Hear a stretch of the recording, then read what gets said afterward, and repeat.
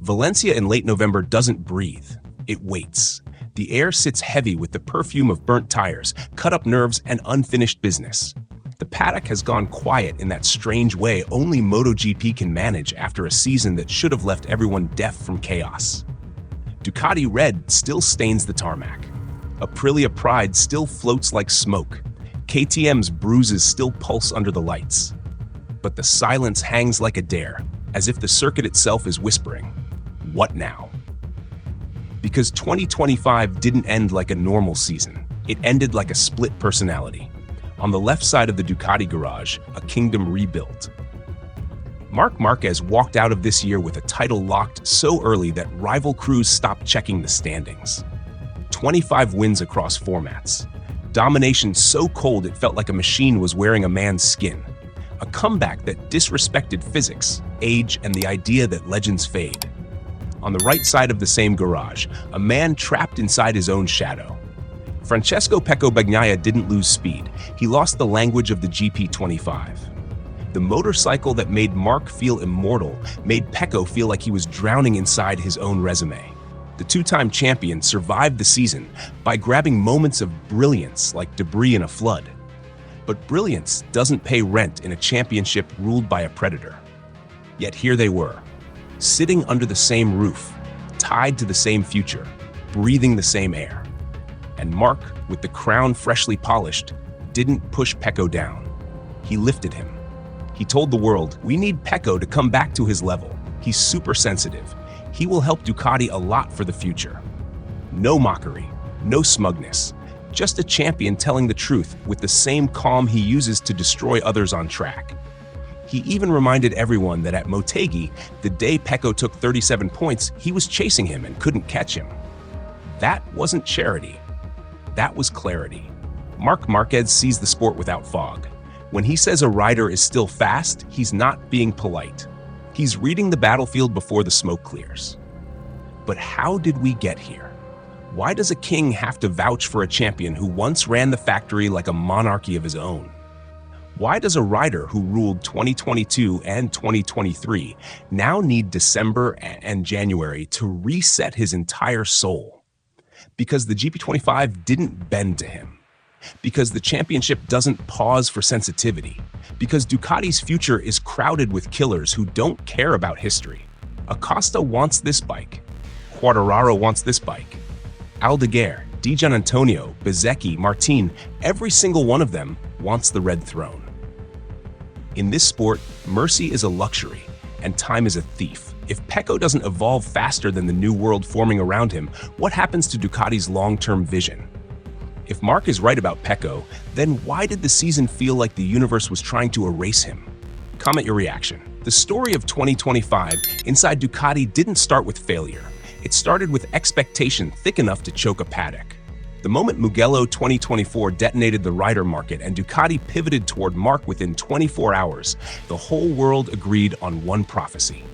Márquez versus Bagnaia was going to rewrite the definition of teammate rivalry.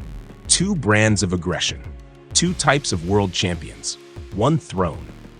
The marketing teams were already sketching out a season-long civil war.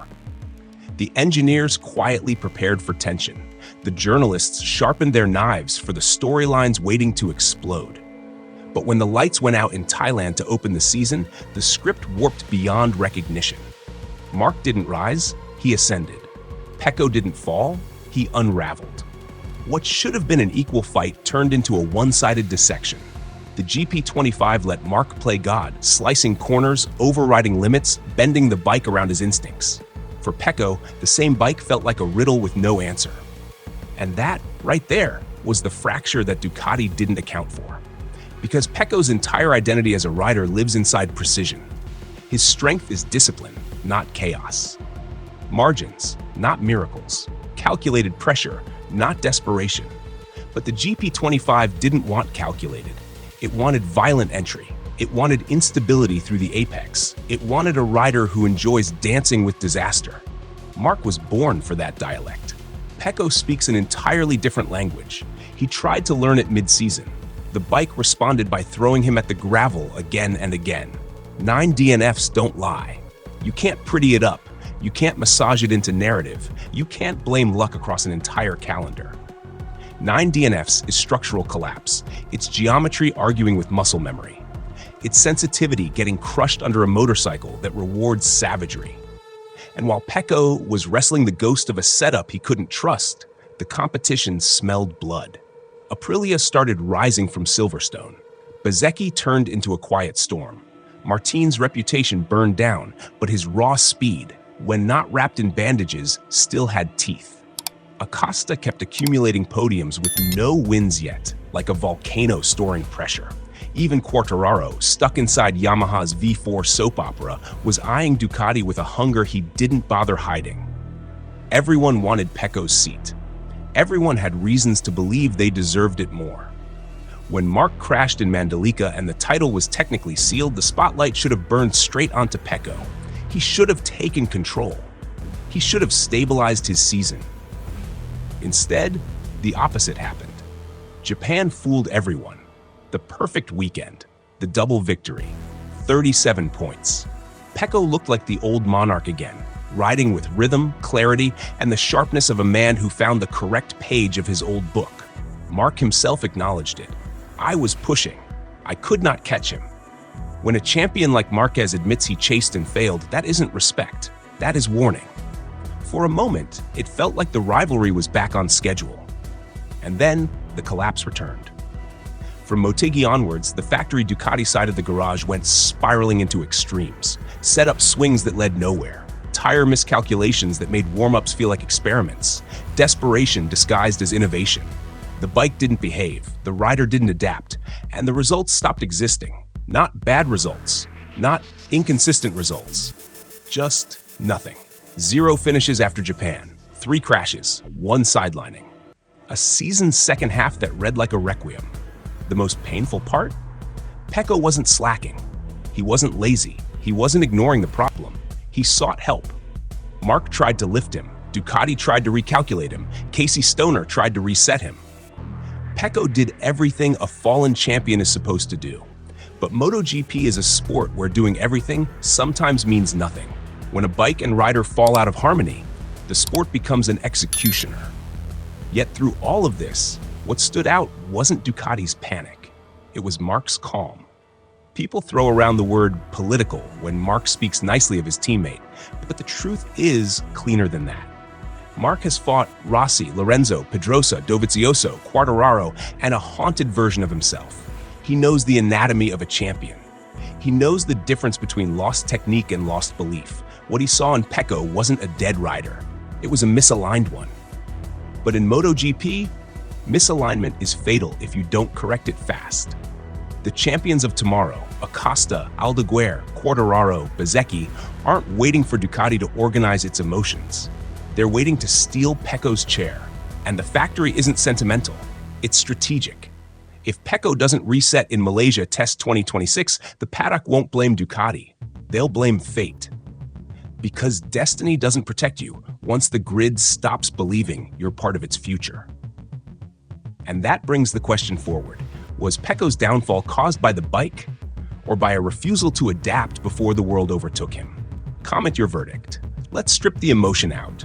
Let's cut through the fog. Let's speak in the language MotoGP understands. Precision, cruelty, clarity. Marc Márquez didn't defend Pecco Bagnaia out of sympathy. Sympathy is not a currency in his world. He defended him because Ducati's future still requires a rider who understands the machine like a diary, not a battlefield scar. Pecco is still that rider, but only if he adapts. And that's the truth. Nobody around him wants to say plainly. The sport has moved forward by 2 generations in 2 years. Acosta is coming with a hurricane on his back. Quartararo wants the best bike on the grid and will carve through a wall to get it. Bezzecchi and Aldeguer are forcing factories to reconsider their long-term blueprints. Alex Marquez, finishing P2 in the championship, exposed the depth of Ducati's potential beyond Pecco. In a world this competitive, you are either evolving or you are volunteering your seat. Pecco's disaster wasn't a lack of talent, it was hesitation. Hesitation to abandon a riding style welded into him since Moto2. Hesitation to embrace chaos the way Marc does. hesitation to let go of sensitivity and instead trust aggression as a tool, not a threat. He can still return. Marc believes it. Ducati wants it. The grid respects his peaks, but respect doesn't stop replacements. And for the first time since 2019, there is a visible queue forming behind him. A queue made of riders who don't care about his resume. A queue full of riders who see Ducati's seat as an upgrade, not a burden. Pecco's path forward isn't romantic. It's mechanical, brutal, technical. He must reset his brain, not his emotions. He must adapt faster than the GP26 evolves. He must arrive at Malaysia Test 2026 not looking for the old balance, but ready to destroy the version of himself that kept asking the bike to be polite. Because the new Ducati doesn't do polite. The grid doesn't do polite. The era doesn't do polite. If Pecco rises, he saves his future. If he hesitates, he opens a door that riders like Acosta, Aldeguer, and Quartararo will sprint through without blinking. And this is the truth that must be said. Ducati doesn't need the Pecco of 2022. Ducati needs the Pecco he hasn't become yet. This is the crossroads. This is the fracture line. This is the season that will decide whether he remains part of Ducati's empire or becomes a story the next generation rewrites over. From now, where does this put them? The time will tell us. Comment below. Subscribe for more savage breakdowns.